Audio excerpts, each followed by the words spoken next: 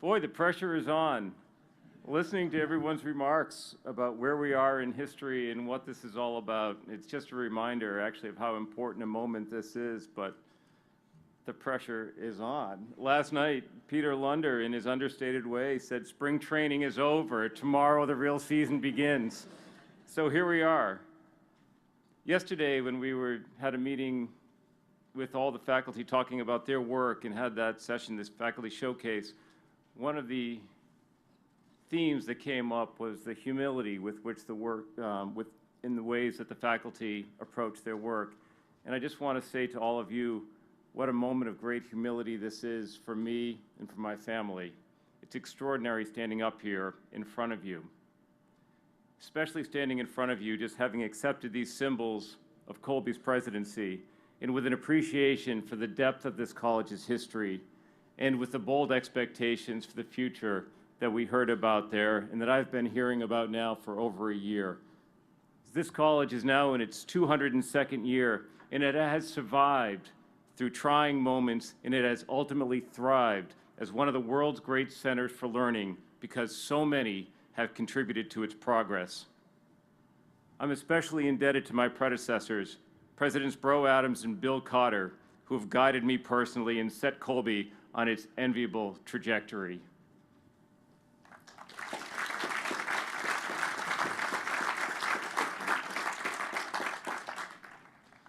And although those of us here will author only a short chapter in this important history, we must use our time to lift Colby even higher.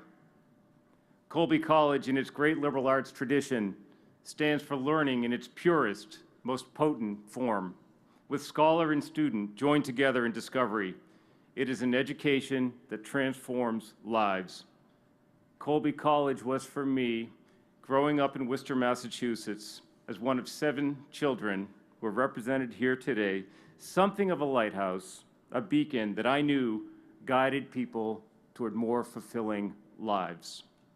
My parents, both teachers, taught my brothers and sisters and me that education helps us fulfill our own dreams and prepares us to contribute to the world in myriad meaningful ways. We must do everything possible to ensure Colby remains such a powerful symbol of hope and progress.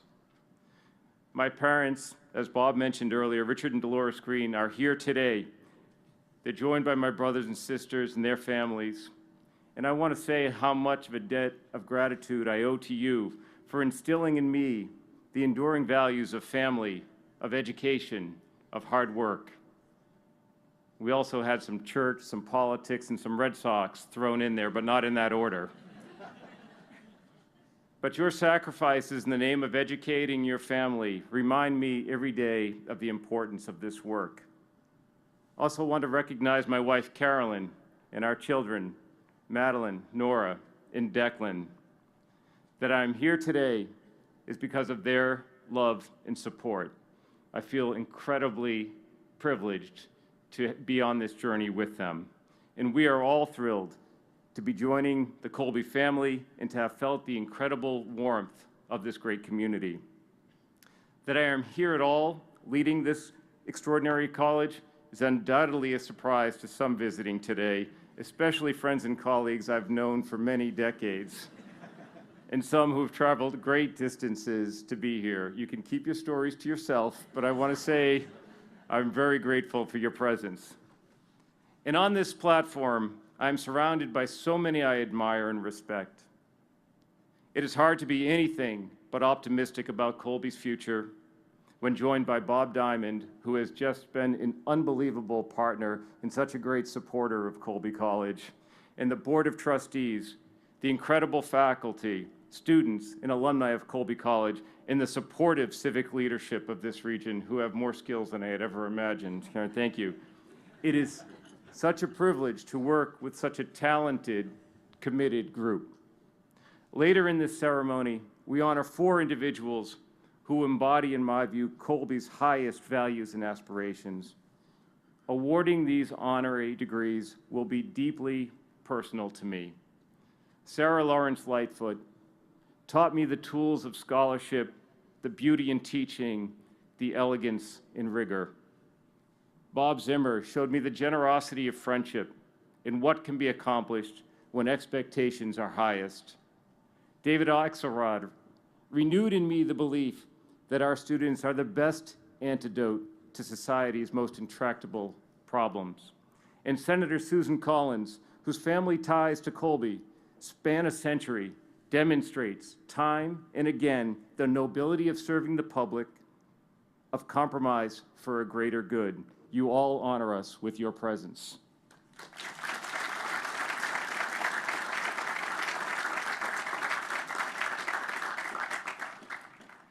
There are so many who have put Colby in such an enviable position and have made this moment possible. However, this moment does not belong to any one person, and it certainly does not belong to me. This is about Colby. This is Colby's moment. This is Colby's time. We heard from Bob Zimmer about these challenges facing our higher education system, and I want to talk a little bit about that as well, because we arrive at this moment when the challenges threaten not just the mission of the college, but all the institutions seeking to change lives through higher education. Of course, there are few moments, if any, when leaders haven't professed that moment as the one that posed the greatest threat to our systems and to our institutions. Surely there are no shortage of challenges today. The cost of education, increased government intervention. We have some people on stage who are going to help with that. Declining support for basic research and higher education in general. The rise of globalization and the advent of technologies that perturb pedagogy and broaden access to information. These will require innovation in thought and action, and in some cases will bring profound opportunities. A central challenge, in my view, in the coming years is the likelihood of a sharper bifurcation of our higher education system, with an even smaller group of colleges and universities offering the breadth of excellence to which many of our institutions aspire. Those colleges in this lead group will offer outstanding programs across the disciplines and become the standard bearer for the humanities, which face serious threats around the world. They will facilitate close, personal interaction with leading faculty and students, provide an intensive, purposeful residential educational experience, and adopt a fully global approach to education and research. They will offer access to students most able to benefit from their special educational environment without regard for the student's financial situation. They will be committed to creating a fully diverse community with an understanding of the critical role that plays in meeting their mission. The colleges in this group will be the most sought after in the world. Their scarcity will put them in higher demand for the world's top scholars, teachers, and students. Their reputations will rise, their resources will increase. This small but powerful group of institutions will define a new pinnacle of higher education. Those not in this group will increasingly rely on standardized practices and the dissemination of curricular materials to a broad group of students through new technology platforms. They will be forced to reduce their commitment to fields of study that are not viewed as economically viable, either because of costs of supporting teaching and scholarship in that area, such as in the laboratory sciences, or because of the need to favor fields that offer a gateway to entry-level positions in the labor market. Their educational model will change dramatically as they work to drive down program costs, potentially diminishing access and program quality. This emerging schism in higher education threatens the historic strengths of the world's leading system of colleges and universities. We must act with a sense of urgency to address these challenges so that our institutions can continue meeting their important missions in serving the larger society.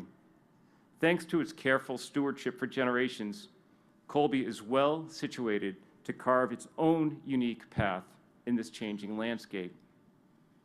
We must do this by recommitting ourselves to the broad spectrum of liberal arts, connecting the liberal arts more directly to the world beyond the academy, focusing on the opportunities we provide that improve the life chances of our graduates, reaching and being accessible to the broadest group of talented students, and never, never settling for anything other than true excellence.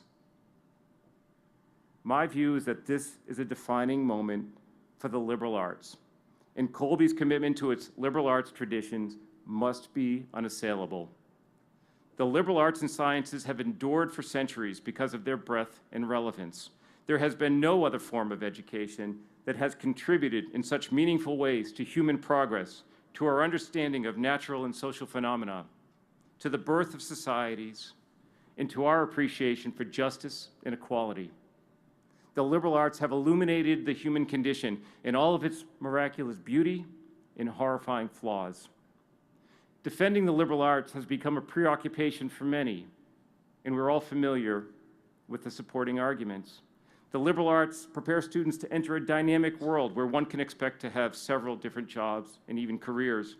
They provide deep context and effective tools for analyzing problems, synthesizing data, and thinking creatively about solutions. They encourage strong writing and speaking skills. They instill an appreciation for art and ethics. They educate and inform citizenry to participate in governance. They prepare individuals to lead, inspire, and innovate. I find these arguments compelling and accurate, but I differ with those who think the challenges to the liberal arts are simply the result of an ineffective articulation of their value. We should always work to communicate more effectively about the nature and impact of the education we provide. However, that is not enough, and we should not simply be defenders of the status quo. The liberal arts, though ancient in tradition, are always evolving, and it is our obligation to shape that evolution for our time. In today's context, we must reject insularity and the propensity of our institutions to gaze inward. This great college, as we heard earlier, moved from its downtown location to this picturesque spot on Mayflower Hill in the 1930s. It was a move that helped catapult Colby to the top tier of U.S. colleges by providing an outstanding setting and infrastructure for teaching, learning, and research. The move fit with a view of college at the time as a largely isolated experience, where students at the cusp of adulthood were to be cloistered with learned women and men and to be shaped by 4 years of education and maturation to re-enter the world as productive citizens and leaders. The Colby of today is and must increasingly be a highly networked institution, an intellectual home at the center of a matrix of relationships that facilitates opportunities for our students and faculty and enhances our capacity for education and scholarship. We do much in this area already, with students curating exhibits in the Colby College Museum of Art, the finest college art museum in the country, and then interning through our dedicated programs at leading cultural and arts organizations. Our science students are in the labs with faculty, writing papers that are published in peer-reviewed journals, presenting at conferences, and spending summers with international science teams on research vessels and in laboratories. Colby students interested in finance and public sector positions work hand in hand with our leading government and economics faculty and enjoy a broad array of internships and experiences with global financial companies, government agencies, and NGOs. The examples are just as robust if we were talking about classics of philosophy, computer science, or psychology. Yet we can take this so much further by systematically organizing our January terms, the summer experiences on campus and away, and semester time opportunities. We can structure a set of experiences that build on and ultimately enhance our classical liberal arts education and tie our timeless curriculum to the ever-changing demands of the world beyond Mayflower Hill. We can create partnerships with organizations, corporations, universities, and other institutions around the world that would enrich our programs. We can establish a much stronger culture of support from our alumni and friends that will open strategic affiliations and result in literally thousands of opportunities for Colby students and faculty. The Colby degree must continue to represent the most rigorous liberal arts training, as well as the richest set of experiences that complement our educational programs and prepare students for lives of meaning and impact. Defending the liberal arts need not be our preoccupation. Indeed, that defense will be of little necessity if we focus instead on the excellence of our programs, on the connections of the liberal arts to the world beyond the academy, and on how our programs directly contribute to the positive life outcomes of our graduates. I want to say something about Colby in Waterville, because as we look beyond Mayflower Hill, we must begin where we began, off this hill in the center of Waterville. Colby is of the world, but Waterville is our home, and we can never forget that we are a Waterville institution first. We are of this place, and we were formed by the generosity of its citizens. In 1813, at the time of the college's founding, many towns were under consideration as the site for the fledgling Baptist institution intended as a northern analog to Brown University. That changed when the leaders of Waterville, then an emerging shipbuilding and manufacturing center, pledged land and money to house what was no more than a charter at the time. The college arose from the generosity and ambitions of Waterville, but it faced many challenges in its first century. The Civil War years took a toll on the college, but it was rescued by the largesse of the local community. Gardner Colby, who spent his formative years in Waterville but never attended the college, pledged his fortune as a life-saving donation to the college if it could be matched through additional fundraising. The funds were secured, and in 1866, the Board of Trustees changed the name of Waterville College to honor Gardner Colby. At the dawn of the Great Depression, the college again needed help from its local citizens. The future was threatened by aging facilities. 1,000 Waterville citizens packed the Opera House to persuade the college to remain in town, ultimately providing the first $100,000 toward a new campus on the land we occupy today. In the initial campaign to build this campus, 13,000 people, nearly half with no connection to Colby, contributed funds. I recite this well-worn history because as Colby College thrives, Waterville faces new challenges. The shipbuilding business is long gone. The textile and paper mills that fueled the local economy into the late 20th century have moved away as well. Nevertheless, our local area has remarkable resiliency and resources. 3 colleges, 2 medical centers, a thriving arts community, a magnificent natural setting, and a talented, industrious workforce. My family and I keep discovering gems in Waterville. Dedicated teachers in the schools, restaurants and shops of rare quality, and much, much more. The ingredients are here for a renaissance of this proud city, and Colby College should partner with and support local leaders to accelerate the pace of improvements and stimulate economic growth and prosperity. Colby is already engaged in successful student-to-student mentoring, early childhood education, arts programs, and a wide range of other efforts. We should recall the lessons of the past when Waterville supported Colby at times of need. We should help revitalize Waterville's historic center and demonstrate what is possible when a city and its anchor institutions join forces for civic progress. I was drawn to Colby because of its many outstanding qualities, but also because it was so apparent to me that this is Colby's moment to act, and this is Colby's moment to lead. The challenges Colby and other colleges face are very real, but there has never been a time when our colleges and universities could rest comfortably. In 1870, Colby's president, James Tift Champlin, implored the college to focus on progress. To stand still in such an age and country as this is tantamount to going backward, he said. Champlin's words are equally apt today. Our obligation is to ensure that Colby grows and prospers, that it is ideally positioned to weather any storms ahead. We must foster a culture of innovation and aspiration with the hope that Colby will constantly renew itself. This is a moment to invest in Colby. Never has the college been as strong, has its trajectory been so steep for so long. It is from this position of strength that Colby can reach its highest ambitions and set itself apart as one of the world's truly admired and leading institutions. It is from this foundation that we can prepare our students to head institutions and organizations, reshape fields of knowledge, promote justice, equality, and more civil, progressive societies.